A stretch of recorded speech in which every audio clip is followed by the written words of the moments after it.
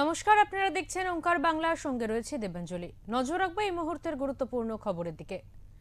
বিজেপিকে হুমকি এবং উস্কানিমূলক মন্তব্য করার মামলায় ফের রেজিনগর থানায় হাজিরা দিলেন হুমায়ুন কবির।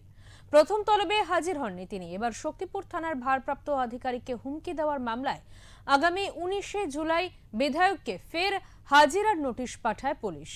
আজ যখন হুমায়ুন রেজিনগর থানায় জিজ্ঞাসাবাদ পর্বের মুখোমুখি হচ্ছিলেন, ঠিক সেই সময় তার বাড়িতে গিয়ে শক্তিপুর থানার পুলিশ নতুন একটি নোটিশ দিয়ে আসে। এই প্রসঙ্গে হুমায়ুন বলেন, পুলিশ বিজেপির দলদাস হয়ে কাজ করছে।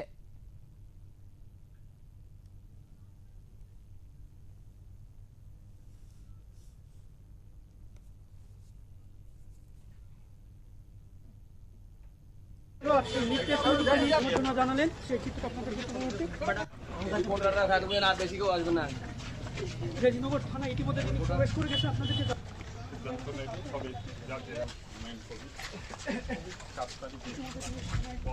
আবার 14 তারিখে তাকে হাজিরা দেওয়ার জন্য বলা হয়েছে এবং আজকে তিনি কিন্তু রেজিনগর থানায় যাচ্ছে।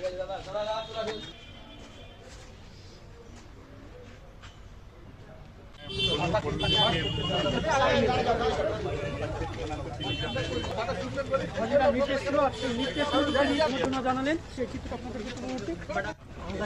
থাকবে না, বেশি কেউ আসবে না। রেজিনগর থানা ইতিমধ্যে তিনি প্রবেশ করে গেছে আপনাদেরকে 76 নম্বর কেস ডেটেড 26/6/2026। সেই কেসে এফআইআর নেম ছিলাম আমি।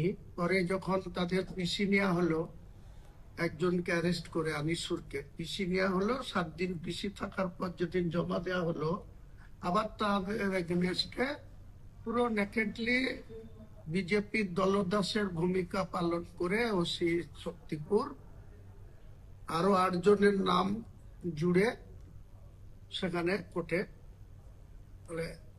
নিজেরাকে সমটু কেস করছে, কোনো কমপ্লেন বাদী কেস নাই আমাদের বিরুদ্ধে। দুর্নীতির